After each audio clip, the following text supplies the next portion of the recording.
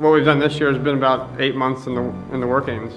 It's been working many days and countless details, but it's awesome to bring it to a final point of install, and then just have something to really present to the customer. As always, our exhibits have a lot to offer for all ages. The children are seeing the motion, the color, and the sound, and that just excites them. And then the artists who come here are appreciating the little details in the buildings and all the way we've put things together. And then of course even people who just enjoy toys or trains, they get a thrill out of seeing the trains moving around. People who've been here before, they want to see what's new, so they have something to explore, something to discover as they walk around the room. That's our goal. That's what we're really after, is just to bring a sense of wow to people. There's a lot to offer, and I hope we do bring a lot of holiday cheer to everybody. The earliest figment of imagination that created this company is certainly started with my father, Paul, and his love of trains. It really goes way back to his childhood back in Kansas City, Missouri, and he caught the fever of loving trains when he went to go visit Grandma's house. Over at Grandma's house, the neighbor had a train in the backyard that you could actually ride on, a large train. So as soon as you go to Grandma's house, he was immediately next door. He didn't go in Grandma's house, he went next door.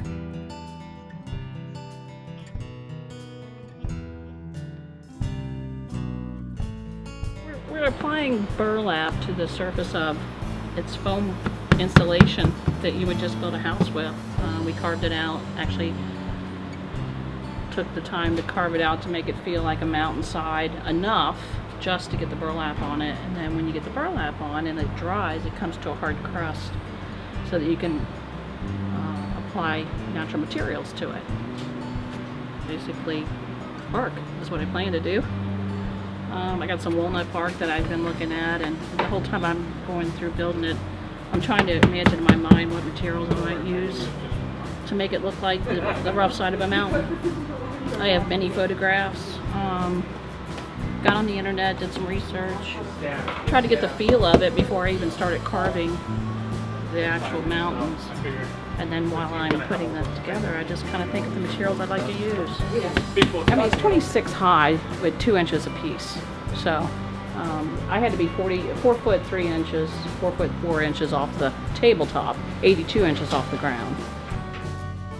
I know back in the 70s there was a hobby shop in Cincinnati here called Track 2 Hobbies. And my dad, being in the landscape business, became real good friends with this gentleman of this hobby shop, the trains, Track 2 Hobbies. And he decided to create a garden railroad for the first time in the front window with live plants and trains. So really the origins of our garden railroads start there. And he did so, and it was when my father was first introduced to G-scale at that point, because this hobby store was one of the only ones to sell G-scale trains in town. These G-scale trains were from Germany. It was one of a kind from a company called LGB. So really my father brought the landscaping and the trains together at Track 2 Hobbies here in Cincinnati. I believe it was 76.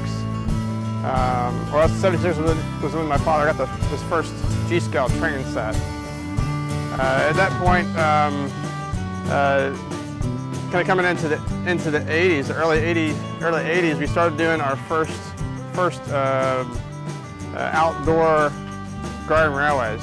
And I believe it was the Ohio State Fair in '82 that my father did a fabulous outdoor landscape. It did not involve the miniature buildings with the plant material, but it did involve the trains, the plants, and the whole landscape. I'm working on Lucas Oil Stadium, and whenever we start any building, we look for the most organic, free-form kind of materials. You know, it needs to look like the structure, but it's really an impression of the structure. And we also look at what are the most prominent features of the building. With Lucas Oil Stadium, it would be the retractable roof, it would be the windows, that open. The retractable roof is made out of coca loba leaves. If you're looking at it, there's lines going across with, I don't even know how it's made, honestly.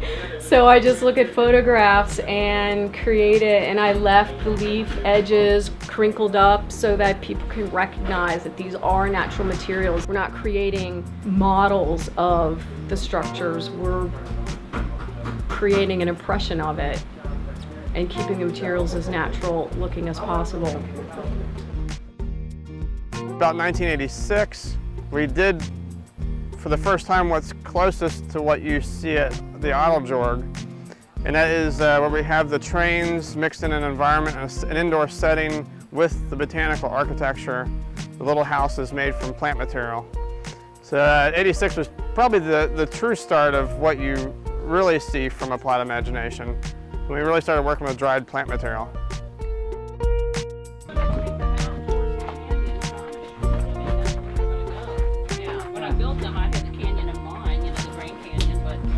Yes, these are corn husks, and we just bought them at the local store. And we got anise, the salad leaves, I believe these are called, and these are lemon leaves. And they're all built the same. They all have the same interior.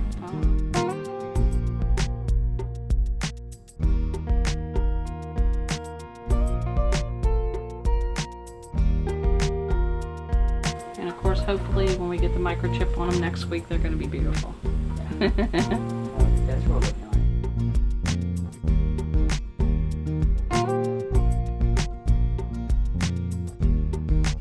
Basically, I took a few pictures of the Golden Gate Bridge off of the internet, and what I liked is the Art Deco style of the reliefs and the way that the sun hit it. I got morning shots, afternoon shots, and evening shots, which gave me the different angles and shadows, so I tried to replicate that with the actual cedar bark right here. We needed a red tone, a red color to it, and that's very hard to find in nature. Basically everything that you see here, more than half, 2/3 of this building right here is just filled with Eiteljorg. So we're excited to set up that many bridges with inside of the round room. I think we're going to have a really good time this year. Past the 80s, when we got into the 90s, we did the first large-scale exhibit working with a public institution, the New York Botanical Gardens. And this will be their 20th year coming up.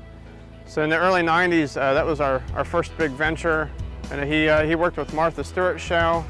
He demonstrated how to build the little buildings, and I think they took old recycled milk cartons and they decorated them. Martha and my father did that on the show. So it's been quite interesting, but that got us to the point of working on a large scale with conservatories and museums. And ever since then, it's just been a real joyride, going through the 90s up into the 2000s, and it just gets bigger and better each year. It's made out of a whole lot of foam board. It's 4 foot tall, and the main construction material is horse chestnut. That's what resembles all the concrete in the building. I live on a farm in Bracken County in Kentucky, and I went on my farm and gathered horse chestnut. I've never seen the building in person, just photos. I've got a 3/8 inch piece of foam that I beveled down, and then I grouted the sides, and I put a stick on either end and to hold back a material that's called poly resin that is our glass material. I actually paint it black underneath it. The shininess is the resin. Been a great adventure over the years, and always nice to hop on with my father and just see what's going to happen that week. And I hop in the truck with him, go to the site, don't know what's there, but it was always something fun. It was trains. We were in the creative mode, the element. It's been a great adventure to this day and even going forward.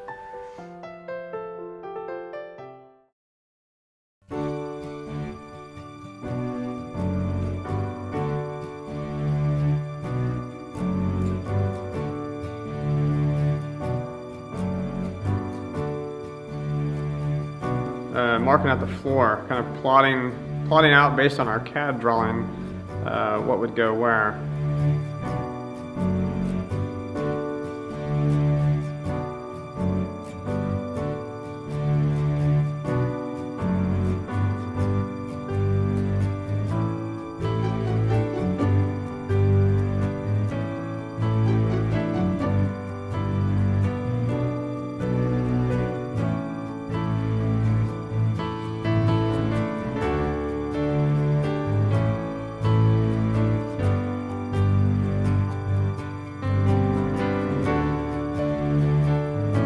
We made most of the progress on the first day, kind of locating the modules, raising the tables up.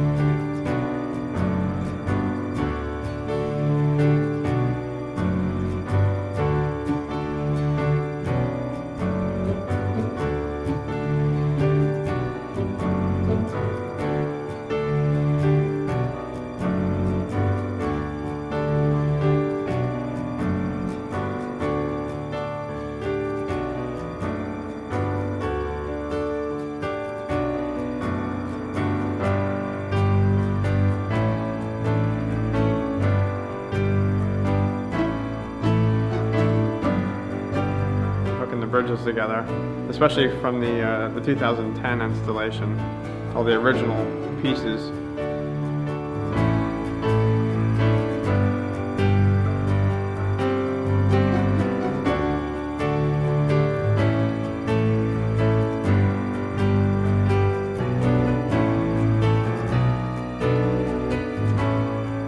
We focused heavily on the new addition, which is the train track that will run the perimeter of the room, the Golden Gate Bridge, the Silverton Durango scene, and another little Pony Express scene.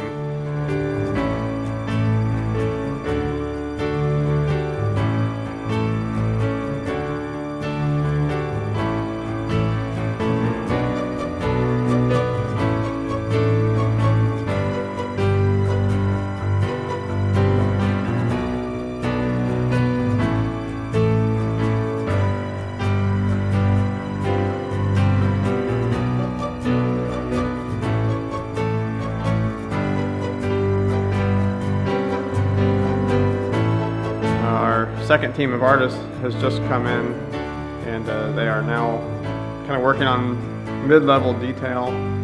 They're starting to place some houses, light some trees. There's a lot of action happening right now with our maximum amount of crew.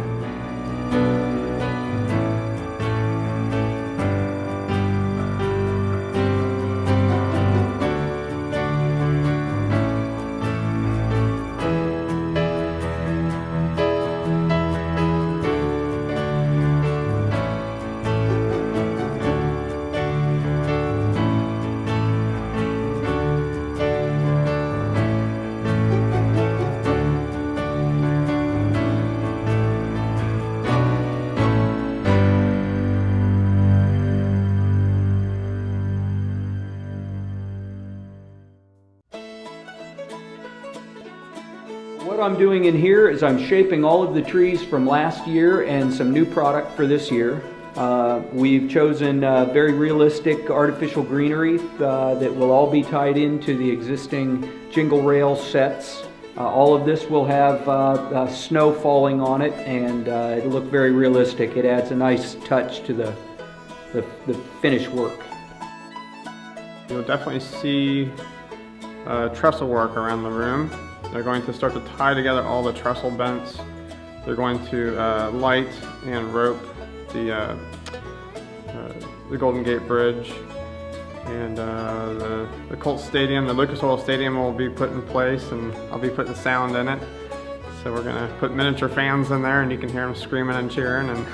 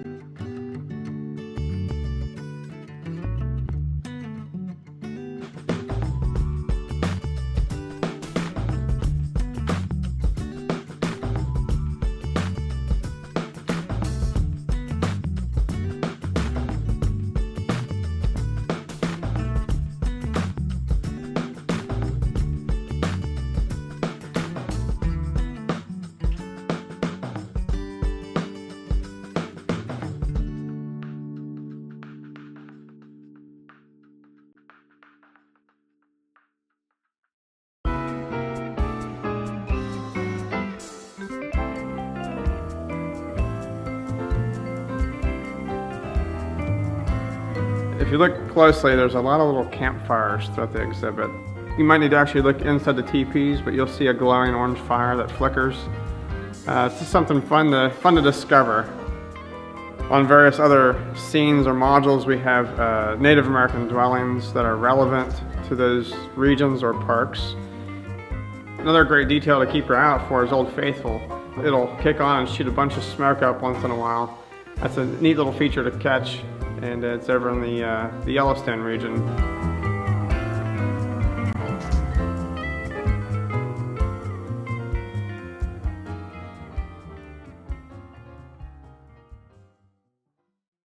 Lots to explore. There's, of course, any scene has infinite detail in it, because you look in and you see all the different seed pods and the sticks that make up these scenes. It's all about detail. There's a lot of detail here. First thing that comes to mind, there will be some hot air balloons, so be sure to look up. We're taking the exhibit to a new dimension just with balloons in the air. It adds a lofty, airy dimension.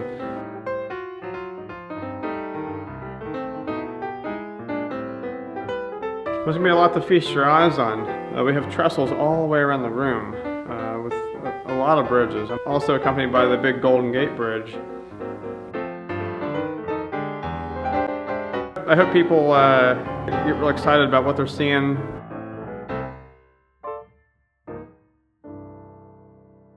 The Circle Monument is a fantastic scene to really pay attention to. They've got a lot of micro lighting there, little Christmas tree light bulbs.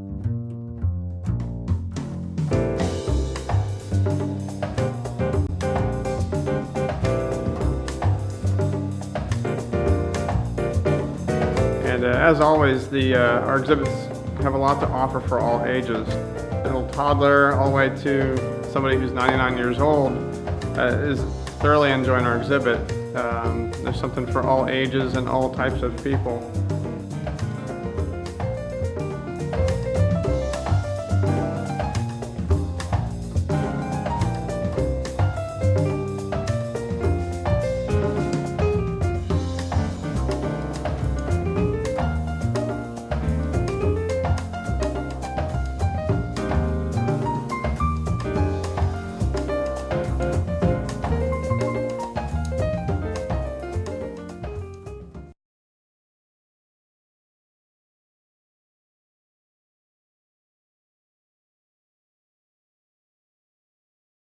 Our space here is in Alexandria, Kentucky, northern Kentucky, and we've been here, I guess, 11 years now. And prior to that, we were in Cincinnati, Ohio, not far from here, maybe 20 minutes, where my father conducted most of Applied Imagination's business throughout the 90s. But yeah, starting here in Alexandria, Kentucky, it's just perfect for us. We've got tons of space, actually 14 acres here. Almost everything we need around us. We've got tree bark, we've got sticks, we've got acorns, we've got, the list goes on and on. Off to the left here you see the lower part of our workshop, and down there we create a lot of our big elements. Almost all of our bridges, our trestles, and like large people tunnels and bridges we do down there. More of a construction element. Straight ahead to the center of the shop, we have most of the artists with their stations, and they're working there intimately on all the little details. And then, of course, on the right-hand side, we've got plenty of storage. The local newspapers have accused us of being like an organized squirrel's nest here. But it is organized, and we have a lot back there. But we accept any and all donations from friends and neighbors, plant material wise. But it's a very interesting dynamic environment here, our workshop.